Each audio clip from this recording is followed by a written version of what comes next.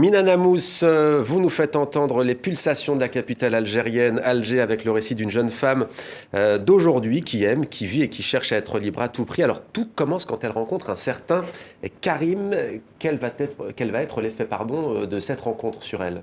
Alors que c'est vrai que le roman s'ouvre presque comme ça sur cette rencontre. Une réunion? Une réunion, donc elle le rencontre dans le cadre du travail, elle a un coup de foudre pour lui. Et à partir de là, tout démarre, tout dégringole, Ouais. tout va très vite. Et ils vivent une histoire d'amour. Lui, il vit à Paris, mais il vient souvent à Alger pour le travail. Il est marié, donc sa femme vit en France. Et donc, c'est une histoire clandestine, interdite. Quels sont les obstacles qui se dressent sur eux? Alors le fait qu'il soit marié déjà, donc ça force à la clandestinité. Et puis il y a aussi la difficulté à vivre cette histoire d'amour en plus en Algérie et en plus dans le cadre professionnel. Donc ils ont pas mal d'obstacles, mais ils y arrivent quand même. Alors, il y a des points communs entre votre livre Amour extérieur nuit et le film Memory Box dont on parlait tout à l'heure.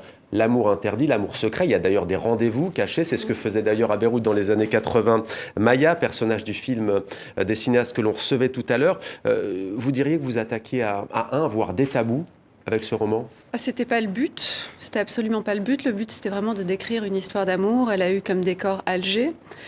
Mais il y a forcément des tabous qui sont attachés à ces villes, tout le monde arabe, mais qui viennent se greffer. Mais là, c'était pas mon objectif. C'est une histoire algéroise, une histoire d'amour, je vous lis, qui vient, qui monte, qui entre dans la peau, qui prend dans le sang, dans les pleurs, une histoire de parfum qu'on se colle au poignet et qu'on ressasse à longueur de journée, une histoire de fenêtres sur rue, de voisins qui ne savent rien, mais qui se doutent de tout, de portières dans la nuit, de regrets, de remords, de tout. Une histoire d'amour entre lui et moi, entre eux, vous continuez, Alger et moi. C'est aussi une ode à cette ville, votre premier roman. Quel est votre rapport à Alger? J'aime beaucoup Alger. Ça a été la ville où j'ai grandi, où je suis devenue adulte. Donc, c'est une ville que j'aime beaucoup. Pour moi, c'est la plus belle ville du monde, en toute objectivité. Et, non, sans chauvinisme. absolument pas. Et pour moi, c'est aussi une Vous n'allez ville... pas vous faire des amis à Skikda, cela dit. Une fois que vous avez dit que vous étiez de Skikda. C'est vrai, c'est vrai.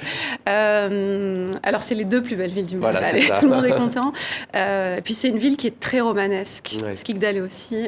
Et très cinématographique, très romanesque, très poétique. Et c'est une ville qui laisse pas indemne. La plupart des gens qui y passent en gardent un souvenir Qui laisse toujours personne indifférent. voilà, très prégnant.